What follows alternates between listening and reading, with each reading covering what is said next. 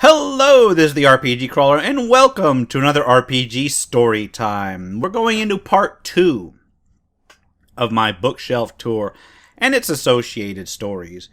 I left off halfway through my AD&D second edition thing. I've just got a couple more supplements and then the campaign settings to go ahead and take a look at. Just so you know, we will be doing another part after this for non-Dungeons & Dragons related games. It's over there. Just so you know, what you see behind me here is not the only collection of shells that I have. There's not the only collection of things that I have. I have like sitting over here, and I brought these out because they're specifically not on a shelf, a stack of miscellaneous crap that I haven't filed on a shelf. And the reason being is because a lot of it is in poor condition.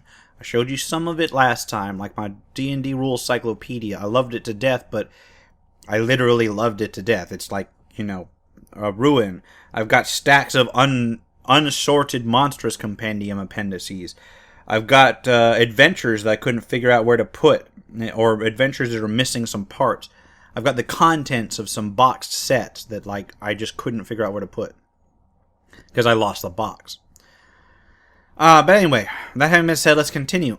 Now, we've got a couple more core AD&D 2nd edition things to look at. Here, we've got the Wizard Spell Compendium. I do not have the Priest Spell Compendium. I wish I did, but at the time that I bought these, I was starting to have to tighten my belt, so to speak, so I had to prioritize what I wanted.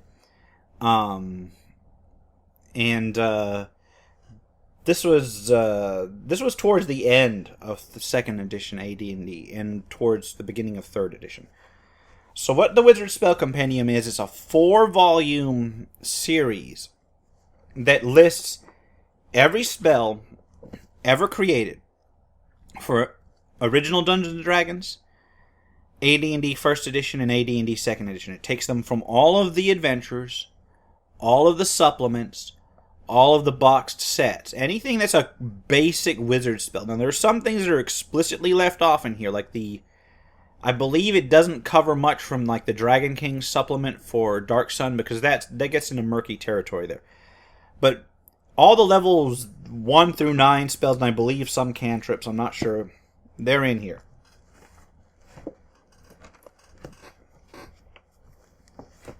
It's an absolutely excellent supplement, one that was produced towards the end, and the quality is not that great, build quality is not that great, but if you are either an historian or you are a hardcore dungeon master that is looking to adapt things to 5th edition or run a 2nd edition or earlier game, absolutely invaluable. I intend to get the Priest Spell Compendium at some point. The Priest Spell Compendium is only 3 volumes because there were less priest spells, but still useful. This is the Encyclopedia Magica. These are bound a little bit better, although the build quality still isn't great. They're in a different kind of cover. It's a 4-volume set that does for magic items what the Wizard Spell Compendium did for wizard spells. These they cover every magic item ever created or crafted for original 1st and 2nd edition Dungeons & Dragons. Now, there's some caveats. If a product came after these, of course it won't be in them, but not many products did come after these, because these were in the final closing years of AD&D 2nd edition. So there is that. Alright, then we've got some other miscellaneous stuff. These are books which are for particular campaign settings, but I haven't really compiled anywhere. Dragon Kings is a neat book. It's for the Dark Sun setting. I love the Dark Sun setting, but I never really got into it. Dragon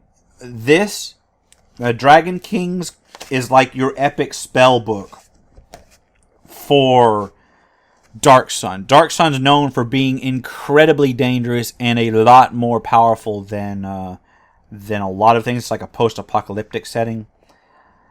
So this covers levels through 30, including 10th level spells.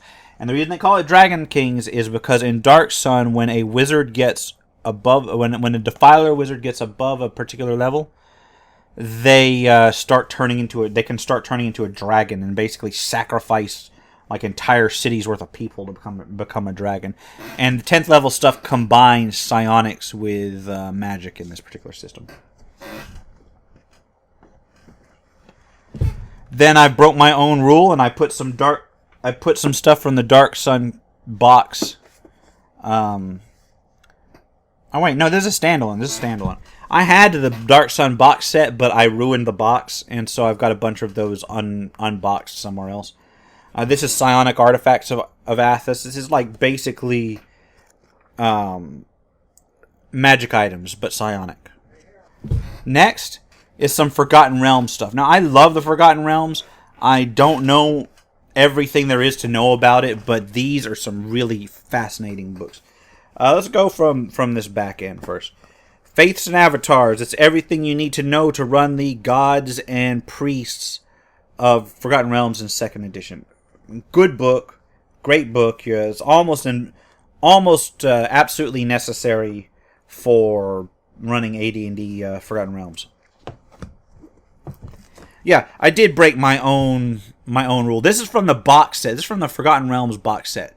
The reason I've got it in here is because it's so important that I need to keep track of it and not put it in the stack of stuff. It's basically, it's what it says. It's a grand tour of the realms. It's got details for your various lands and your various items of interest. It's got maps of Waterdeep. It's got maps of It's got maps of the major cities in it. Does not cover them in depth, but it covers them in depth enough. Next, 2 books that I bought that I never got to use, and it's a damn shame. Wizards and Rogues of the Realms and Warriors and Priests of the Realms. What these do are they give you subclasses and kits, mostly kits, for Wizards, Rogues, Warriors, and Priests. And they're all designed for specific sections of the Forgotten Realms. They're like the complete books, but only for the realms. Only for the Forgotten Realms stuff.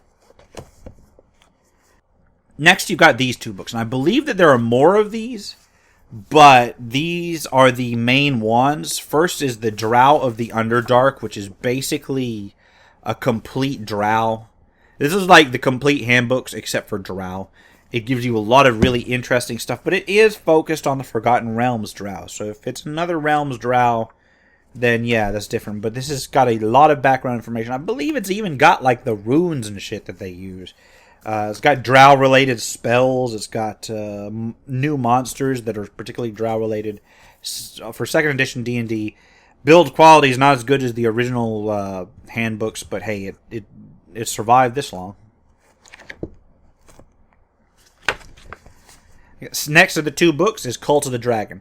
Now, for those who do not know, Cult of the Dragon is a cult in Forgotten Realms wherein the members basically try to allocate or try to gather power in and work to basically turn dragons into Dracoliches and entrap them to their will. And supposedly they worship the dragons, but honestly they mostly keep them as slaves once they become Dracoliches and basically and have them do their bidding. Because they're an evil cult and they generally turn evil dragons into Dracoliches, there has to be a little bit of give and take there, because if they didn't hold something over the Dracolich's head, the Dracolich would probably kill them off, and so on and so forth. I wouldn't say it's a neat book. I wouldn't say it's a neat book, but I wouldn't say it's a critical book. It's got some variations in it. It's got ghost dragons in it. Other various lesser undead dragons, different dragon types. A bunch of spells and magic items related to them. It's mostly useful for background, because chances are good that if you're using the stuff from this book, you're probably going to be a villain. So this is better for the dungeon masters than it is for the players. But hey, look, the art's neat. I remember seeing this on the cover of Spellfire. That is a Forgotten Realms book that I wish I still had. I just got somewhere around. It's hard to explain. It's about one of the Chosen of Mystra, I think, maybe. I don't know. Basically, she was a warlock before warlocks were a thing. You know, throwing spells, throwing raw magic instead of spells. Oh man, the amount of dust is real. Because I've got not only these, but my miscellaneous stack of shit over here. Let's look at the box sets now. Here's my adventure box sets. These are entire campaigns in a box, and they're standalone, and they can technically fit into any particular setting.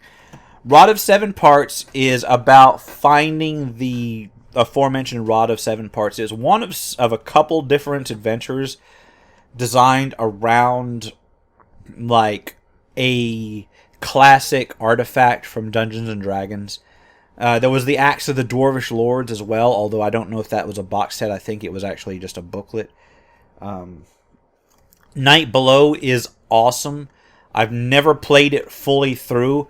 It's an Underdark adventure. You start at the surface at like level 1 or level 2 or whatever, and you track down these troubles, and they come from the Underdark, and it's basically an entire adventure set pretty much in the Underdark.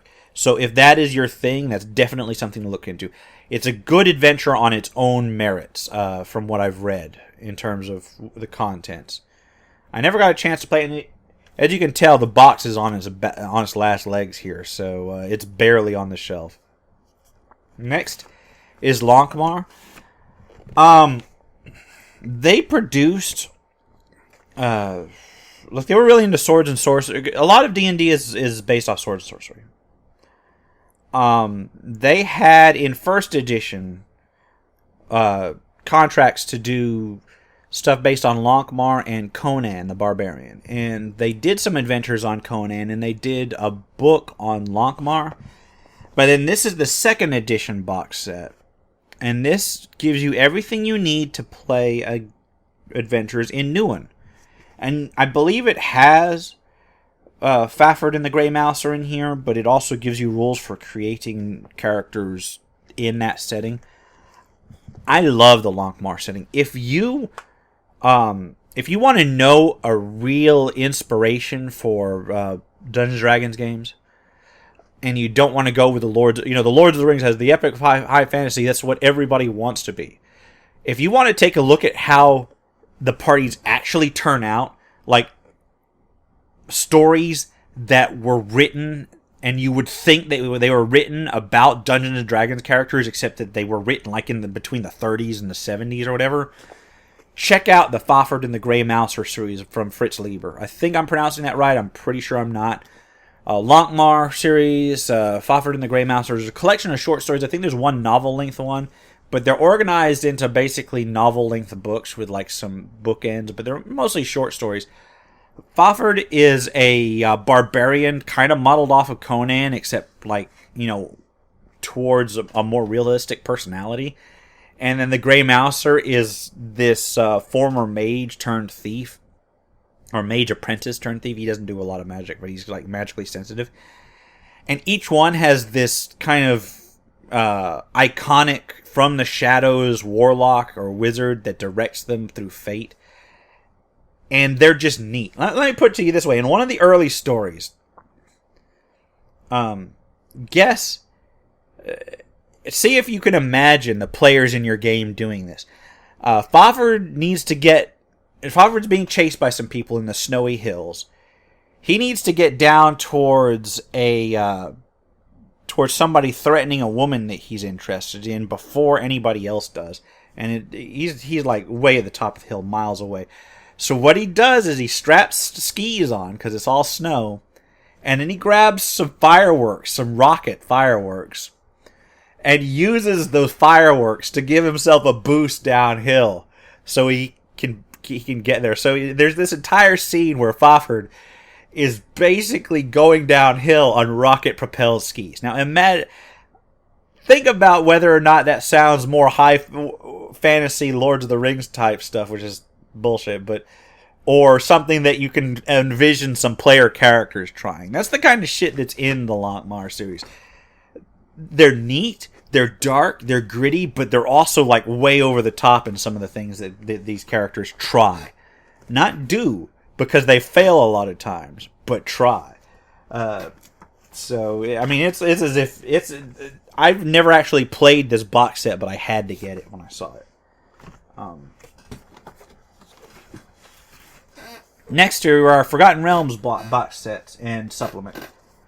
City of Splendors, which I believe is Waterdeep, and Ruins of Undermountain. I got these because I wanted to run a big Undermountain campaign, and then nobody ever bit. So this details the City of Splendors Waterdeep in depth.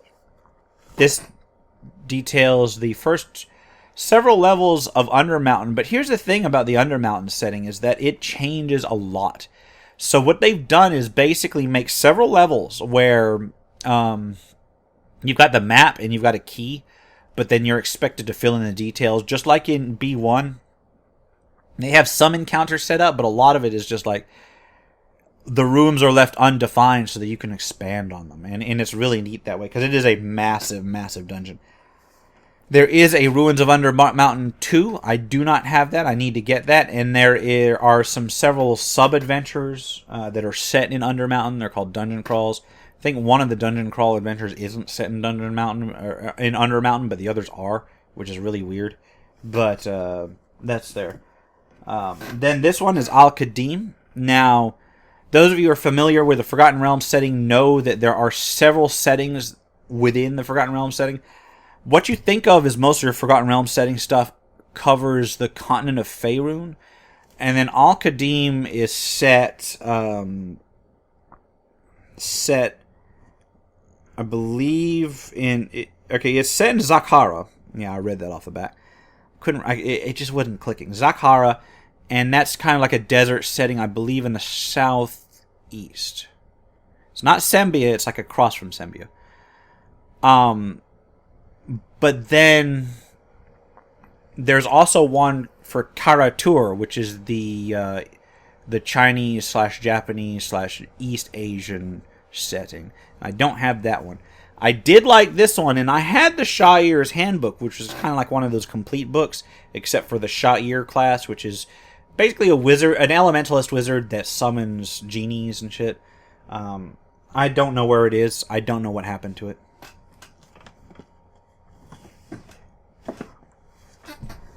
And next is the big one.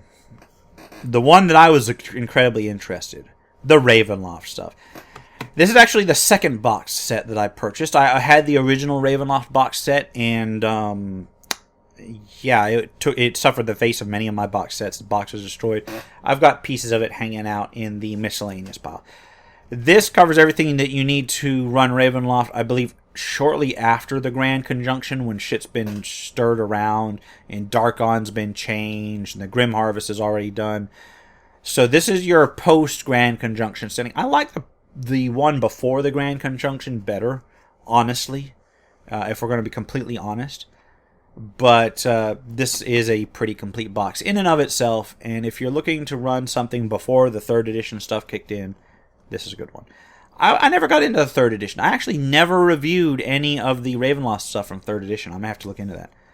This one is like one of the very last things produced for Ravenloft in 2nd edition. It's Domains of Dread. It gives you a rundown of all the domains, as usual. However, it's fascinatingly... it's interesting because it gives you rules for creating player characters that are native to Ravenloft. I've tried to get people to run it. I've tried to get people to play it. They are not interested. Usually Ravenloft adventures are your characters start in another place and then get swept into this realm of horrors. This gives you rules for creating characters that were always in that realm of horrors. They were born there. They lived there and they will die there. They have no chance of escape. They are native to Ravenloft. And that sucks. And there's a reason why a lot of people will not play it. But if you want a low power campaign where they are very aware that they're in Ravenloft, this is one that's useful.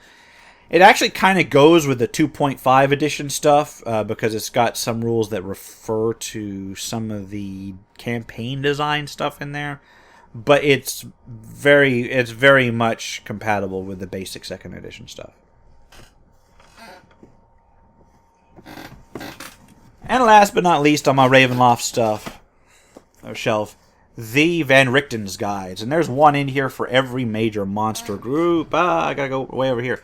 There are fiends. There are ancient dead, which are mummies, basically. There's ghosts. I mean, there's the classic Van Richten's Guide to Vampires that started it all. These are a great reference even if you're not running Ravenloft. I use some of these. Let's see what this one is. Oh yeah, Werebeasts. Yay. I've used these in games that are not Ravenloft related. And I believe 3rd edition had like an annotated thing where they added these plus like one more. I think it was like zombies or something. I forget. If you're running a Monster Hunter kind of game, even if it's not Ravenloft related, these are excellent. These are really, really badass. They give you things to consider, and most of them are written. They're written in character, but then they have like sidebars with out of character rules and stuff, Dungeon Master's rules. They give you ideas for powers for them to make the particular creature unique and above others of its kind, or just different from others of its kind. They give you variations of the creatures. They give you like how one would track them down, what sorts of things they do, what kinds of plots they engage in. It's absolutely neat. I mean, this series right here, I'm going to hit up again for a Monster Hunter campaign that I'm intending to do for 5th edition at some point. So this is actually an excellent series.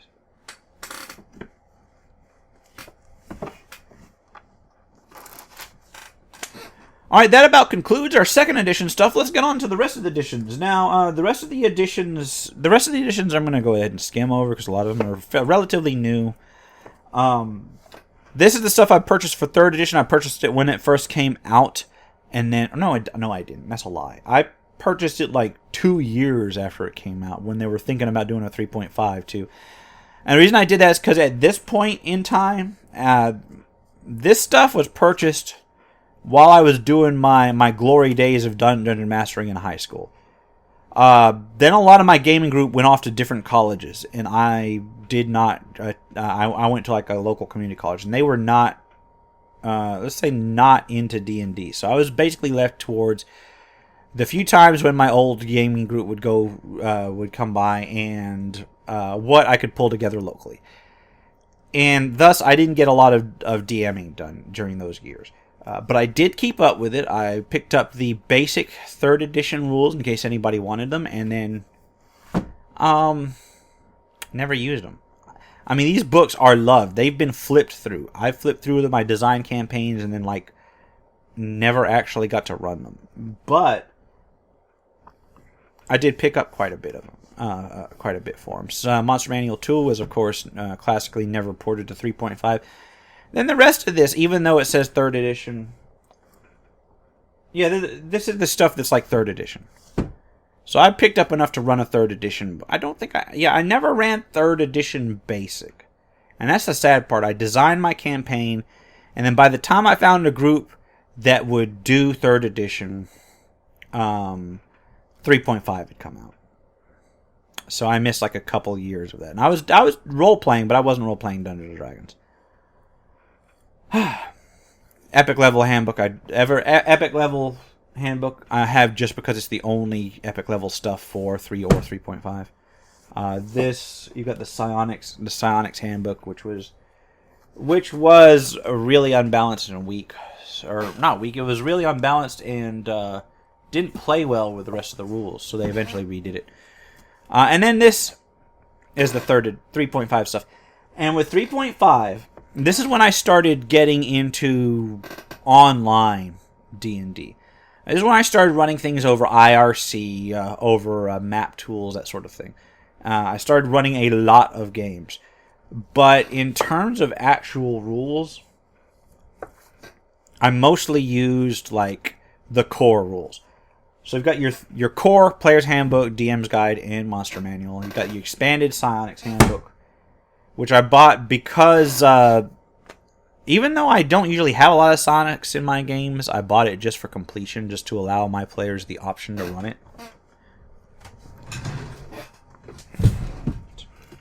Then you've got the 3rd edition and 3.5 supplements that I did buy. I didn't buy all of them because, as I said, at this point I was like, trying to pay off student loans and shit. So, which I'm still trying to pay off student loans. Yes, be careful what student loans you get into.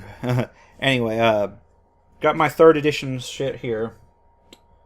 Manual to Planes, which was 3rd edition, but it really didn't need to get ported to 3.5. because it's just a description of the planes as they stand as of third edition or whatever. Complete Scoundrel, which I got because I actually had a chance to play, and I got to play a Scoundrel. I got to play a rogue type, so I picked that up. Complete Scoundrel, by the way, is an awesome book. It's got like skill tricks in it, which are not feats. They're like you get one. You spend skill points on them, and they have prerequisites like feats. But then you do spend skill points on them instead of feats, and they're weaker than feats, but they're still interesting. They're literally that skill tricks. Complete Divine, which I got because I also had a priest character that I was playing, not running. Libris Mortis, because I love necromancy and in D&D, and this is like as close as you get to a complete Necromancer's Handbook. I never got Heroes of Horror, which is a shame, because Heroes of Horror has the Dread Necromancer in it, which is the definitive Necromancer class for 3.5. But Libris Mortis gives you rules for playing undead, if your DM allows it, or for, it's got monster classes and stuff. It's got a bunch of really neat spells in it. It's just over around me. Book of Exalted Deeds, because yes, I know as hard as it is to believe, I was playing like Lawful Good Priest, so it's very useful. A lot of people say it's broken because it does have the Vow of Poverty feat in it. I've used the Vow of Poverty feat, but not for its intended purpose. I had a healer character from Miniature's Handbook, which I don't have, but I had borrowed somebody else's at the time.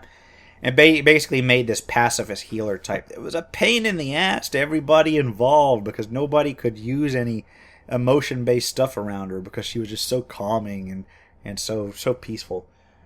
And then Fiendish Codex 2, Tyrants of the Nine Hells. That covers your devils and the Nine Hells. I didn't get Fiendish Codex 1, and the reason I got this was actually for freeform purposes, because I played a priest, no, not my lawful good priest, but I play a lawful evil priest of Dispater. He's kind of a diabolist. He devils in hellish cleric magics. So yeah, I picked that up for freeform purposes. Got a lot of interesting stuff in it though, so I do recommend it if you're trying to get like that whole corruption thing in going in a 3.5 campaign. Alright, next, 5th edition. You're going to make me do 4th edition, aren't you? Oh, goddamn. Alright, 4th edition. I have the 3 books because every time a new edition comes out, I buy the base 3 books. Players, Dungeon Masters, Monster Manual. Bottom from not even like a friendly local gaming store, not on Amazon. I paid like hard cash for these at like a Barnes and Noble, so I got fucking ripped off. But I got them because at the time everybody was really excited for 4th edition. Look, a 4th edition's coming out, and my online players were like, "Oh yay, 4th edition came out." And I said, "Okay, I'll buy it. I bought it, and they bought their players' handbooks. Dutifully bought their players' handbooks. Everybody read through it. I read through. I said, "This is a neat war game, but it hurts. It like hurts." I actually did this whole thing on how the design concept seemed to be trying to make everybody mathematically equal and watching it fail. And I said, mark my words, 4th edition is going to fucking crater. And it cratered, and largely for the reasons that I gave, although probably not for the political connections I gave. But 4th edition, it's a good war game. It's a good tactical miniatures game. If you have just the Essentials books, which I don't have, but if you have just the Essentials books plus Mordenkainen's Magnificent Emporium, then it's a decent D&D game if you use only those books. But holy hell, 4th edition. Now, I ran a couple 4th editions games. I ran the one that I talked about in the last, or not last one, because it's going to be like 2 or 3 down the line now. In one of my RPG story times, I did talk about my 4th edition group, the Reavers of Slaves, where we were playing through the 4th edition adventures, which I no longer have on the shelf because I fucking ruined them. And I had another 4th edition game that I designed to be more like old school games. And in that one, the player characters actually got their asses handed to them. And they died so quick. And it was not even funny. And it wasn't even because I mixed up the CRs. I was using the really formulaic shit that they had in the book. I was just like, actually playing monsters like they should be played rather than just as video game characters. Suffice to say, I'm not a big fan of 4th edition. So let's move on to 5th edition. And the last part of my D&D shelf. 5th edition, I've got the 3 basics, which I bought as soon as they came out. And I'm so glad that I gave it a chance. After 4th edition and after all of its supplements, I was about ready to just stick to 3rd edition and maybe go back even to 1st edition and 2nd edition. 5th edition, thank you. Let me give props to who saved D&D in my eyes. Thank you, Mike Merles. Thank you, Jeremy Crawford. Thank you, Rodney Thompson and Peter Lee. Thank you, James Wyatt, Robert Schwab, Bruce Cordell. Thank you, editors, Michael Carter, Chris Sims, Scott Fitzgerald Gray, and Christopher Perkins. All of these are names which I know and I subscribe to on Twitter. Thank you, Greg Billsland, the producer. Oh my God, thank you so fucking much. You saved Dungeons and Dragons for me. You saved me from just doing what a lot of people do. Now, there's nothing wrong with it. If you find an edition you like, but I like to be dynamic. I like to mix the best of all worlds that deserve it. But thank you for saving the game and making it a viable property again. This is one of the best editions I've played since 2nd edition. As for my 5th edition, every edition has, in terms, and I'm not going to start an edition war. Except 4th, but almost every edition has its good quality. Well, 4th is a decent tactical miniatures game, I'll give it that. Every edition has something going for it. Some have a lot going for it, some don't. And basically, 5th edition, as modular as it is, it lets you play old school or new school. It gives you a lot of flexibility as a dungeon master, and that is key. It keeps a lot of things secret from the players, which is also key. The art's pretty decent. I like how they're verging some of it away from the dungeon punk aesthetic that 4th edition and Pathfinder went down. I'd like to see more of that, but I can understand once the genie's out of the bottle, you're not going to get it back. I like that it is inclusive without being forced inclusive. And I could do an entire video on that in and of itself. It's one of those solid designs that is just well written and well designed. Now, it's got its flaws. I'll give it that. But it can hold itself high with the rest of the earlier editions that are so revered, in my opinion. The only thing I could stand is that these books are getting real scratched up, and I have not used them for a whole lot. So I'm going to see how the build quality holds up on those over the years. And then, last but not least, my latest entrant to my shelf, and I did not buy the previous books. I should have. But I was like, a big campaign adventure book in a hardcover. And so I never really got into them. But this one was well worth the price. I'm currently running it. If you haven't been checking it out, Heroes in the Mist. I'm running a modified version of this. I'm tweaking it a little bit. I love the way it's presented. I love the way most of it's written. Some of it's kind of cheesy, but I'm going to tweak that as well. Excellent book, and it's actually inspired me to start picking up more of the other 5th edition books. So it looks like I may be expanding the shelf a little more.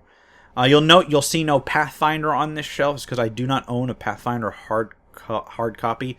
With Pathfinder, I went purely PDFs when I could, and the open gaming thing, because I don't do Pathfinder organized play. And you'll note I don't have a lot of older Zero Edition stuff either, and that's more of a failing on my part, because I would really love to have those. Think I'm going to wrap it here. That is my tour of my Dungeons & Dragons shit.